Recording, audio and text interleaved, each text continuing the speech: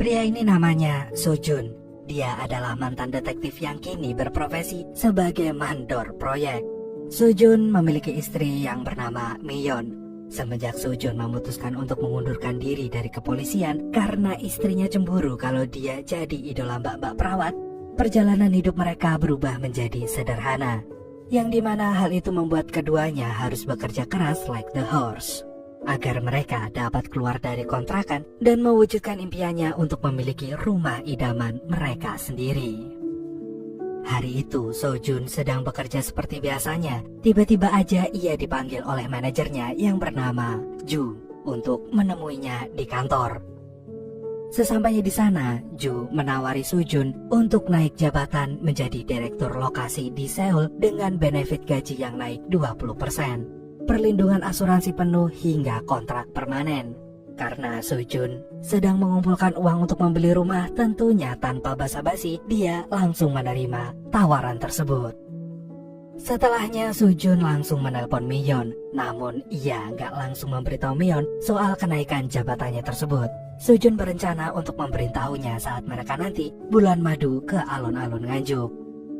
Saat para pekerja sedang melakukan pekerjaannya, tiba-tiba aja jembatan roboh dan membuat salah satu pekerja jatuh.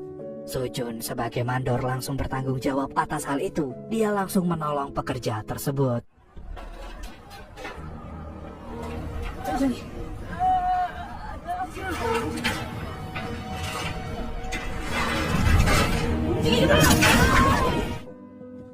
Di tempat lain, Miyeon tiba-tiba aja mendapatkan telepon dari teman lama Sojun yang bernama Kim Hyun-soo.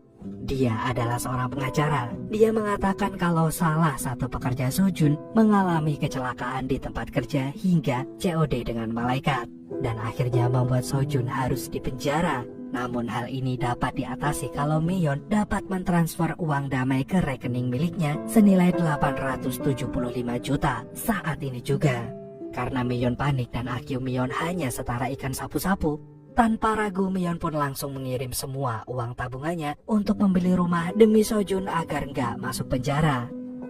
Sementara itu kenyataannya Sojun baru aja berhasil menyelamatkan pekerja yang hampir jatuh tadi. Sojun yang mendapati banyak sekali miss call dari Miyeon langsung menelpon Miyeon balik. Miyeon pun langsung menanyakan kondisinya saat ini dan bertanya soal temannya yang bernama Kim Hyun-soo. Mengetahui kalau Sojun baik-baik aja dan gak pernah mempunyai teman bernama Kim Hyun-soo, Miyeon pun menyadari kalau ia baru saja ditipu. Miyeon pun panik, dia langsung segera bergegas melaporkannya ke bank.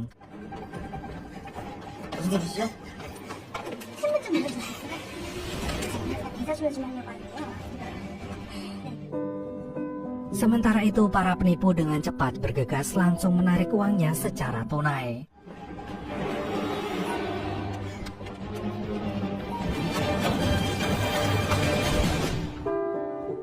Sesampainya Miyeon di bank, ia udah terlambat. Para penipu udah berhasil menarik semua uangnya, sehingga akan percuma kalau akunnya diblokir. Mendengar itu, Miyeon rasanya lemas seperti dengkulnya kopong karena uang sejumlah 875 jutanya raib. Saat itu juga Miyeon pun langsung melapor ke kantor polisi.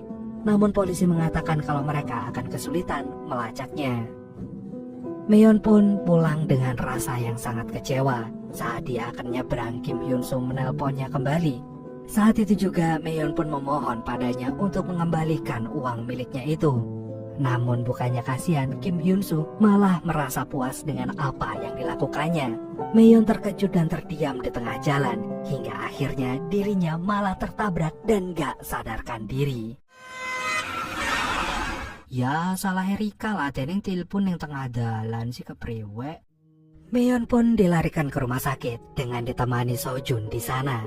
Saat sedang diam menemani Miyeon, Sojun tiba-tiba mendapat telepon dari Ju yang meminta maaf atas keteledorannya yang dia lakukan. Merasa ada yang janggal, Sojun pun pergi ke kantor untuk melihat Ju.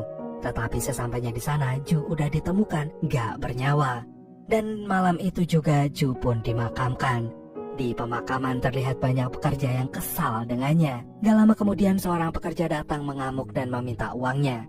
Dia sangat membutuhkan uang itu untuk operasi anaknya, dan gak sengaja ia melihat Sojun. Mengingat Sojun mantan detektif, pria itu langsung meminta tolong padanya untuk menemukan sang penipu.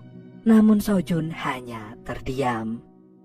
Siangnya Sojun bertanya pada salah satu karyawan yang ada bersama bosnya saat itu. Dia menceritakan katanya Ju ditelepon oleh pihak asuransi yang menawarkan asuransi yang murah bagi para pekerjanya. Ju pun tergiur dengan hal itu dan memberikan semua data para pekerja. Mengingat waktu itu mereka nggak mendapatkan sinyal saat di proyek, Sojun pun mencoba melihat CCTV. Tiba-tiba ia menemukan seorang pria nggak dikenal lagi melakukan sesuatu yang mencurigakan di lokasi kejadian saat rekannya hampir terjatuh. Dan dengan hanya memiliki petunjuk berupa tato, Sojun pun langsung mencari tahu identitasnya ke pembuat tato. Beberapa toko menyatakan gak mengetahui pemilik tato tersebut. Sampai akhirnya seseorang mengakui kalau tato itu buatannya dan memberitahu kalau pria itu bernama Mino. Dia memiliki usaha travel bagi orang asing di daerah Guangarin. Sementara itu, Mino sedang mengumpulkan warga asing yang bekerja dengannya dan bersiap akan pergi ke tempat perkumpulan rahasianya. Saat dalam perjalanan tanpa mereka ketahui, Sojun mengikuti mobilnya secara diam-diam. Kemudian Sojun pun mengambil arah yang berbeda dan tanpa basa-basi Sojun langsung menabrak hancur mobil tersebut. Dalam momen ini menjadi kesempatan kabur bagi para imigran yang ada di sana.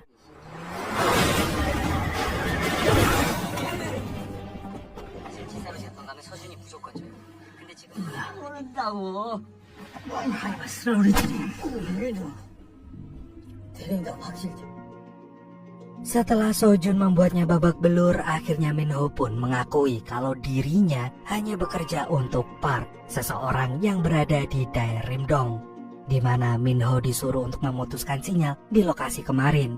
Mendengar itu, Sojun pun langsung menyerahkan Minho ke kantor polisi.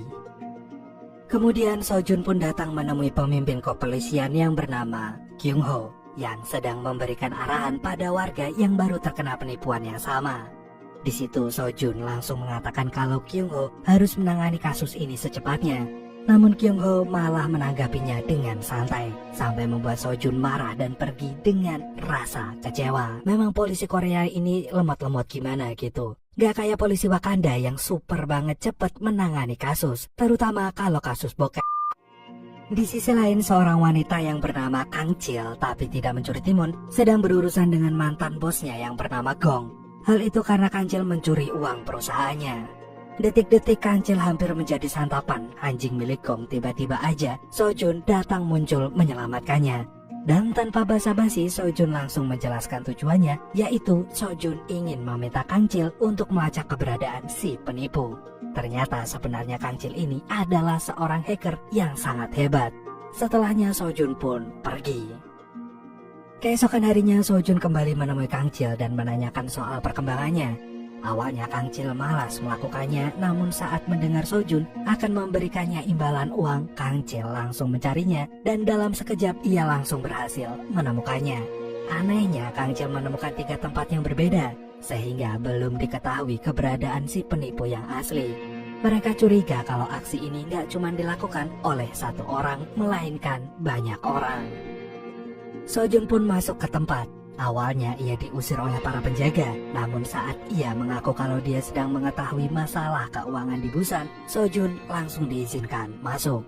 Sojun pun gak sengaja melihat salah satu anggota polisi dan melaporkannya kepada Park yang merupakan pimpinan tim di sana.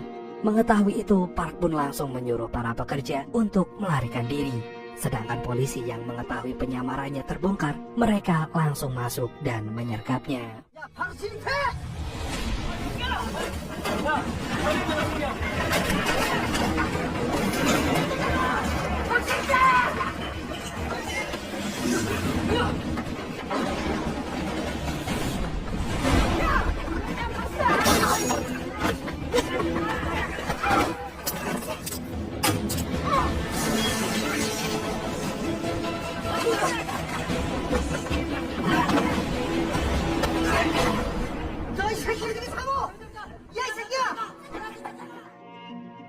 Dengan bantuan Sojun, Park berhasil selamat.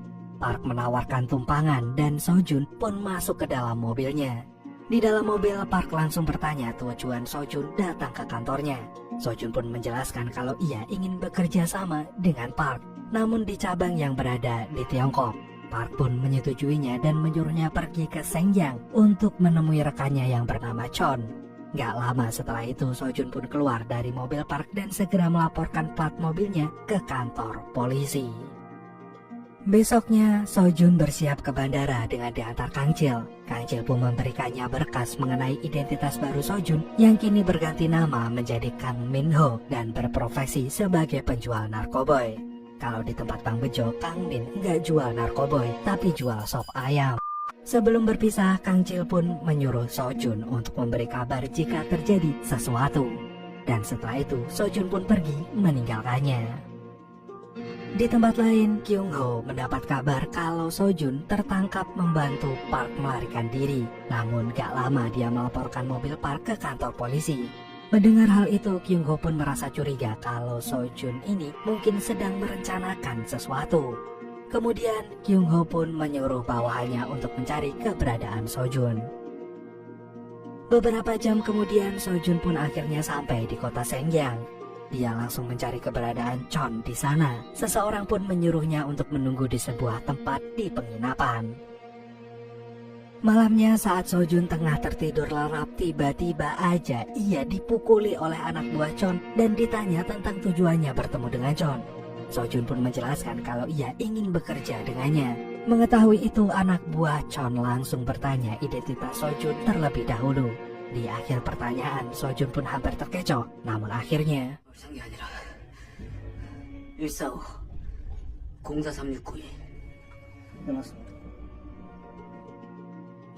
setelahnya Sojun pun dibawa ke tempat persembunyian mereka. Sesampainya di sana, Sojun langsung disuruh bekerja saat itu juga. Namun alih-alih bekerja, Sojun malah memutuskan kabel telepon dan berpura-pura kabel itu putus dengan sendirinya.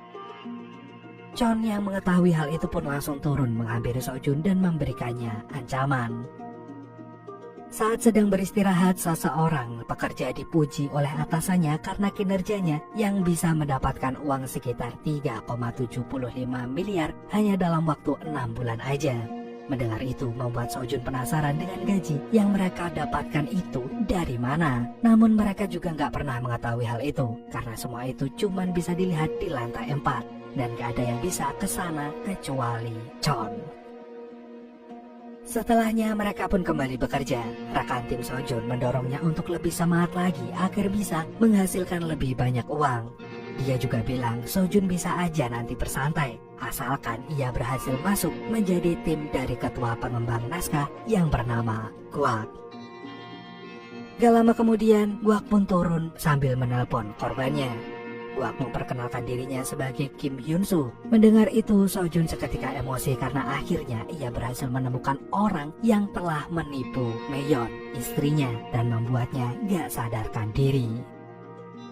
Usai menelpon, Guak pun terlihat sangat emosi pada salah satu pekerjanya yang bernama Namki, yang ternyata telah mencuri uang perusahaan. Di saat Guak akan menghabisinya, Chon tiba-tiba datang dan mengambil alih lalu memukuli Namki dengan seonggok besi. Selesai bekerja, Sojun bertanya pada rekannya mengenai Guak lebih jauh. Mereka bilang kalau Guak adalah kepala pengembangan yang selalu mendapatkan uang 1,13 triliun di setiap tahunnya. Dulunya dia seorang manajer di sebuah perusahaan, namun dia diperlakukan gak baik hingga hidupnya hancur. Kemudian kini ia bangkit lagi tetapi menjadi seorang penipu yang sangat cerdas. Di tempat lain, polisi yang penasaran dengan keberadaan Sojun akhirnya bertanya kepada Park, tetapi Park gak mau memberikan jawaban. Akhirnya polisi pun melacak keberadaan Sojun dengan menggunakan komputer kantor. Gak lama mereka pun mendapatkan informasi kalau Sojun sedang berada di Shenyang, namun sayangnya posisi tepatnya gak bisa terdeteksi dengan pasti. Karena komputer saling terhubung, Chon pun langsung tahu kalau komputer Park saat itu sedang diretas. Hal ini membuat Chon menyuruh para pekerja untuk menghentikan aktivitas selama 30 menit agar tempat persembunyian mereka gak terlacak. Dan di saat itu menjadi kesempatan bagi Sojun untuk memperhatikan Guak yang sedang sibuk bekerja bersama timnya.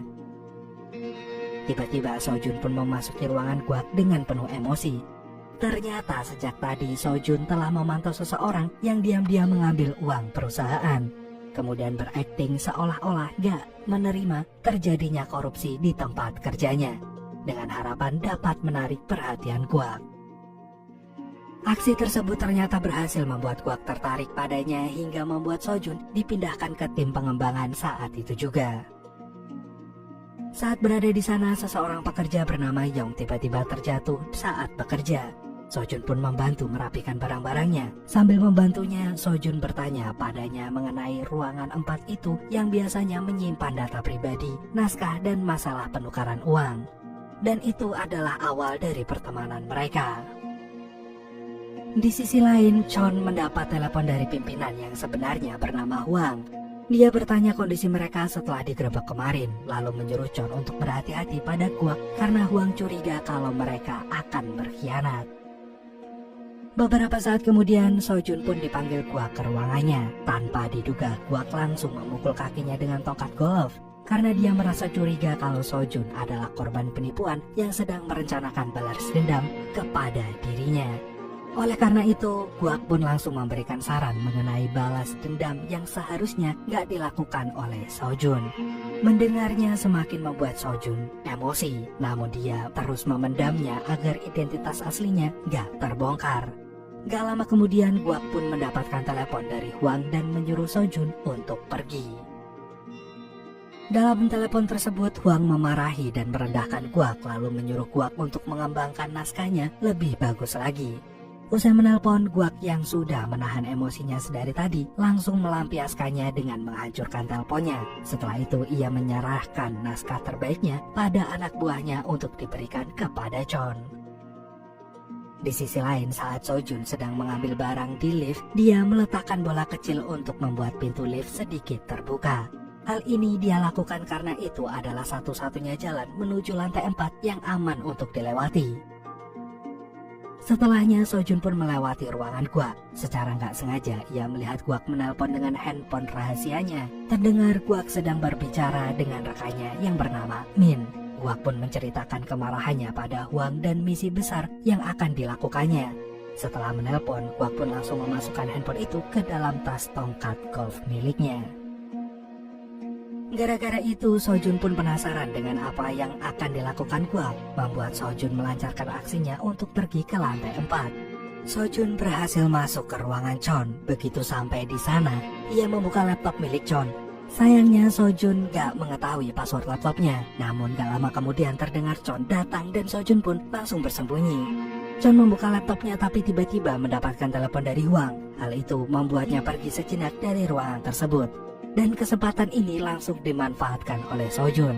Tanpa menyia-nyiakannya, Sojun langsung melihat isi naskah dan setelah mengetahuinya dia segera mengirimkan email bantuan kepada Kang Chil.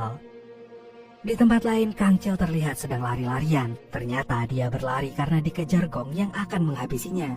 Sebab Kang Chil masih belum membayar hutangnya waktu itu. Namun ia terselamatkan kembali setelah dia menerima emailnya Sojun. Dia langsung memberitahu bosnya kalau dia akan segera membayar hutangnya setelah berhasil membawa uang yang diminta oleh Sojun. Beberapa menit kemudian, di saat semua orang termasuk Chon menyadari kalau Sojun menghilang, Chon pun langsung menyuruh mengunci semua pintu dan pergi mencarinya. Sementara itu, Sojun menyadari bahwa dia sedang dicari semua orang, langsung mencoba untuk kabur melalui atap. Setelah berhasil turun, Sojun malah bertemu dengan Yong lalu meminta untuk membantunya merahasiakan hal tersebut. Kemudian Sojun masuk ke kamar mandi dan berpura-pura seolah sejak awal memang berada di sana. Gak lama kemudian anak buah Chon pun masuk ke kamar mandi dan memergoki Sojun yang sedang pura-pura boker sambil udut aspro. Mereka pun marah hingga memukulnya dan membawa Sojun ke ruangan tersembunyi lalu mengurungnya di sana. Besoknya Kang Chil melakukan aksinya dengan pergi ke tempat yang disuruh oleh Sojun dengan ditemani oleh Gong. Namun tanpa mereka sadari seseorang mengikuti mereka dari belakang. Sedangkan di sisi lain para penipu baru akan memulai misi penipuan terbesar mereka. Dalam penipuan kali ini mereka akan mendapatkan keuntungan sekitar 375 miliar dengan cara menipu para anak muda kalau mereka telah diterima di perusahaan besar di Korea bernama Jongwon Holding dan mengharuskan mereka untuk membayar setoran jaminan kerja. 정보와 근육을 합동으로 만든 보증 기금이세요. 네, 삼촌 병준이에요. 병준아. 조카 취업 보증인데 당연히 해야죠. 네, 감사합니다. 예. 해야죠. 우리 그걸 맛있게. 진짜 너무 기간이야, 그지? 신분이 정도 내시면 되고요. Di sisi lain, Sojun dia baru sadar. Yong yang melihatnya langsung membantu membukakan pintu. Sojun langsung berlari sekencang mungkin untuk menggagalkan rencana mereka. Namun sayangnya sudah banyak orang yang telah tertipu oleh mereka.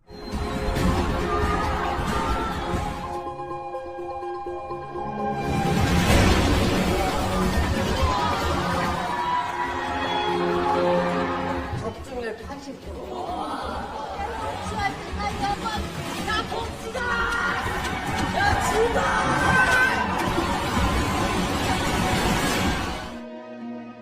Di tempat lain, Kang Chil langsung mengambil uang dan berencana untuk melancarkan misi selanjutnya, yaitu membagikan kembali uang itu pada para korban penipuan. Namun saat dia mau ngambil uang, Kang Chil tidak bisa bahasa Cina, hingga akhirnya Kang Chil pun pakai Google Translate untuk berkomunikasi dengan mereka. Sayangnya saat sedang mengambil uang, anak buah Chon datang dan menyekap mereka. Ketika Kang Chil dan bosnya hampir dihabisi, polisi yang sejak tadi mengikuti Kang Chil langsung menyergap mereka semua. 아이 깜짝이야. Setelahnya Kang Chil diinterogasi oleh Kyung Ho. Ternyata para polisi melihat Sojun bersamanya saat di bandara tadi. Polisi ngajakin untuk bekerja sama. Awalnya Kang Chil gak setuju, namun setelah didesak oleh para polisi, akhirnya ia mau. Kemudian Chon pun mendapatkan kabar kalau semua uang telah diambil oleh polisi. Beberapa saat kemudian Chon juga mendapat kabar kalau Sojun hilang. Tapi gak lama setelah itu Sojun pun ditemukan oleh anak buah Chon. Namun Sojun berhasil menghajar mereka semua dengan mudah seperti Aldous Stuck 15 hasil menjemit lain 5 menit. Hingga mereka semua pun pingsan. Setelahnya Sojun masuk ke dalam ruangan Chon dengan menggunakan kunci yang dimiliki anak buahnya itu. Lalu memutus aliran listrik sehingga mereka berhenti melakukan aksi penipuan.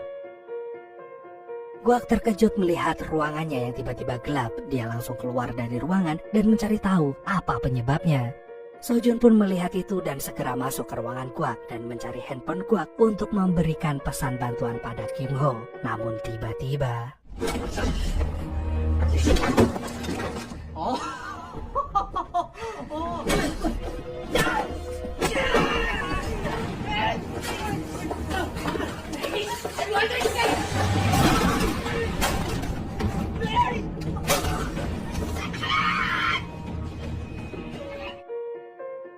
Gak lama kemudian Chon datang dan ikut mengajar Guak setelah mengetahui kalau selama ini Guak telah mengkhianati Huang dengan bekerja sama dengan Min.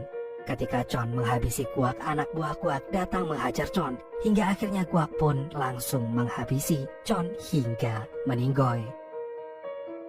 Di samping itu, Guak langsung menyuruh semua orang untuk mencari keberadaan Sojun, yang akhirnya diketahui identitas aslinya yaitu seorang mantan detektif. Sojun yang baru saja berhasil melarikan diri seketika bertemu dengan Yong, lalu tiba-tiba aja...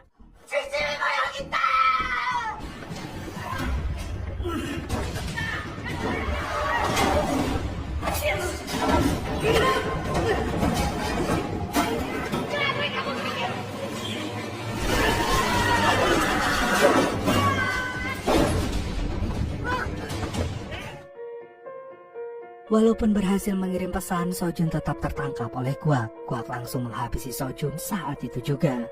Namun mendadak Guak mendapatkan telepon dari Huang yang mengatakan kalau dia sedang di jalan menuju kantor. Setelah menutup telepon, Guak yang panik karena udah menewaskan Chon langsung meminta Sojun bekerja sama dengannya dan mengatakan kalau ini semua adalah perbuatannya. Awalnya Sojun menolak, namun setelah Guak mengancam akan membuat istrinya meninggoy, Sojun pun langsung setuju. dan mengatakan pada Huang kalau ia telah men-COD-kan Chon. Di waktu yang bersamaan, Kyung Ho mendapatkan pesan dari Sojun yang berisikan alamatnya berada. Saat itu juga Kyung Ho bersama rekan-rekannya langsung bergegas ke lokasi. Gak butuh waktu lama, Kyung Ho pun sampai di tempat dan langsung menyergap kantor mereka.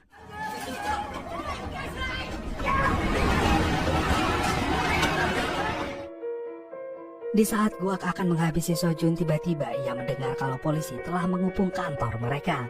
Mengetahui itu, Guak pun langsung kabur. Namun ketika Guak sedang mencoba kabur, Sojun datang dan menahannya. Hal itu membuat mereka berdua terlibat dalam perkelahian sengit.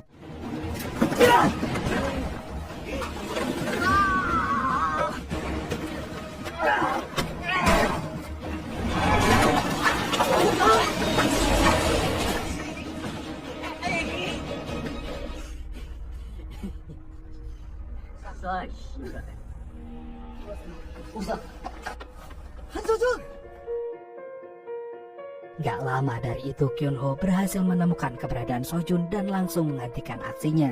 Lalu mereka menangkap Guak saat itu juga.